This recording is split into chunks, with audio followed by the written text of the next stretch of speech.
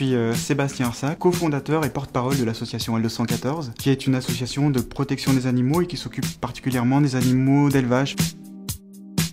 Le nom L214, on le tire d'un article du Code rural, l'article L214-1, le seul article qui parle de sensibilité des animaux étant des êtres sensibles. Et pour nous, la sensibilité est quelque chose de très important. C'est la capacité qu'on partage avec les autres animaux de ressentir le plaisir, d'avoir des émotions, des souffrances, la douleur. C'est la question plus large du spécisme, c'est-à-dire quels sont les critères qu'on doit retenir pour considérer des individus. Est-ce que c'est la couleur de peau? Est-ce que c'est le sexe? Est-ce que c'est l'intelligence? En lisant notamment le bouquin La libération animale de Peter Singer, c'est cette capacité à avoir des émotions. Et le fait d'appartenir à une autre espèce que la nôtre, pour moi c'est un critère, et pas que pour moi, pour les philosophes, c'est un critère qui n'est pas pertinent. Donc c'est ce qu'on appelle le spécisme, c'est le même mécanisme que le racisme et le sexisme. En France, on a l'habitude de penser que l'élevage est quelque chose d'assez extensif, que c'est mieux qu'ailleurs. Il y a toujours un grand-oncle, une grande-tante, un grand-père, une grand-mère qui était éleveur, agriculteur, et on a cette image un peu d'Épinal, de poules qui courent dans la cour de ferme, des élevages qui pâturent. Et en fait, l'élevage en France, c'est quelque chose qui est majoritairement intensif. 7 poules sur 10 sont dans des cages, en batterie, sur un sol grillagé. Elles y restent pendant un an. Quand le pic de ponte diminue, elles sont envoyées à l'abattoir. Le premier jour où elles voient un rayon de soleil, c'est dans le trajet pour aller à l'abattoir. Pour les cochons, 95% des cochons sont enfermés dans des bâtiments sans jamais aller à l'extérieur. Les truies sont enfermées dans des stalles une majeure partie de leur vie. Elles peuvent pas se retourner, pas s'occuper de leurs petits. Et puis des lapines qui sont inséminées tous les 42 jours. Enfin, on considère vraiment les animaux comme des protéines sur pattes. La souffrance est omniprésente dans les élevages en France. On n'est jamais allé dans l'histoire de l'humanité sur des conditions aussi déplorables pour les animaux. Il faut savoir qu'en France, aujourd'hui, on est un des pays au monde où on consomme le plus de protéines animales. On est à peu près au même niveau que les États-Unis, c'est absolument gigantesque. Tout ça a des conséquences très préjudiciables, alors évidemment pour les animaux en premier lieu, mais aussi sur plein d'autres sujets. Alors notamment, par exemple, le partage des ressources. Aujourd'hui, on a à peu près 800 millions de personnes dans le monde qui souffrent de malnutrition. Il y a 2/3 des surfaces agricoles aujourd'hui qui sont utilisées soit pour l'élevage, soit pour produire des végétaux qui vont être utilisés pour l'élevage. Pour protéger 1 kg de protéines pour l'élevage bovin, il faut 7 kg de protéines végétales. Il en faut à peu près 6 pour l'élevage de poulets ou de cochons. Donc en fait, on s'aperçoit que quand on produit des protéines de la viande bovine, par exemple, on gaspille de la nourriture. Et aujourd'hui, l'élevage est une grande source, la première source presque de gaspillage de nourriture. Quand on entend les éleveurs qui disent « je nourris l'humanité », paradoxalement, non. Un éleveur aujourd'hui, bovin ou de cochon ou de poulet, détruit de la nourriture. Parce que si on consommait directement ces céréales ou ces légumineuses, eh bien on n'aurait pas ce gaspillage-là de protéines.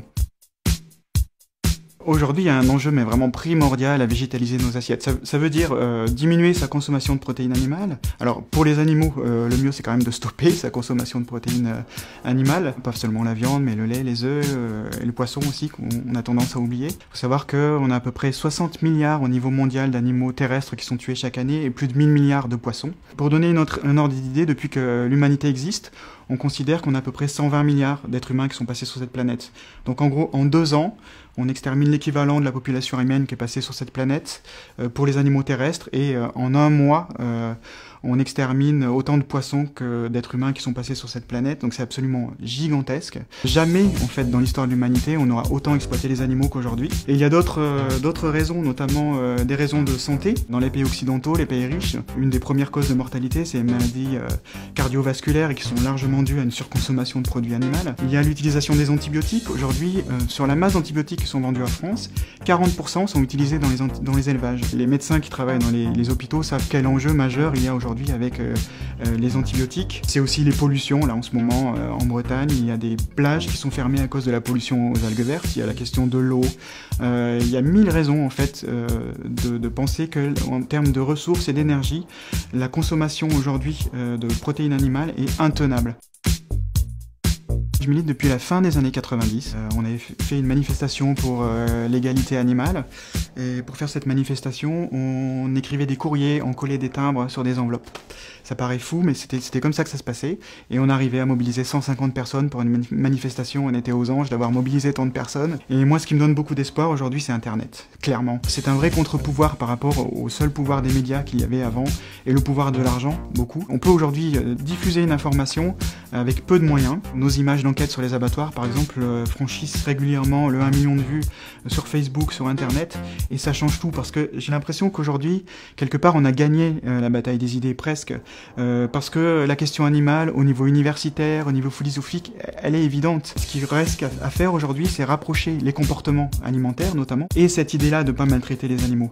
Mais pour le faire, il faut que les gens soient informés, et qu'on voit ce qui se passe dans les élevages, dans le transport et dans les abattoirs. Et jusqu'ici, il n'y avait que les filières qui avaient le pouvoir de communiquer et d'envoyer à coups de millions des communications pour endormir les consommateurs, pour mettre à distance l'animal et le produit.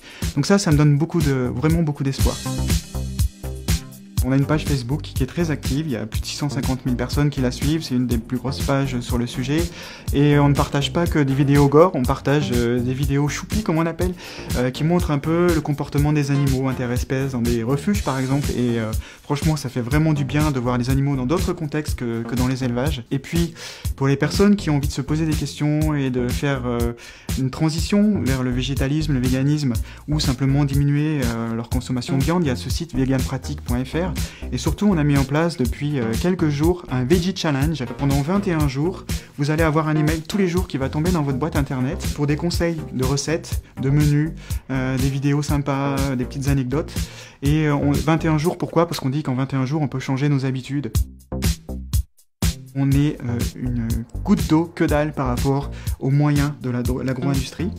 Mais ensemble, on peut vraiment peser parce qu'on a la force du nombre, on a la force de la conviction, de l'engagement. On gagne des victoires, par exemple la plupart des supermarchés ont renoncé à vendre des eaux de batterie.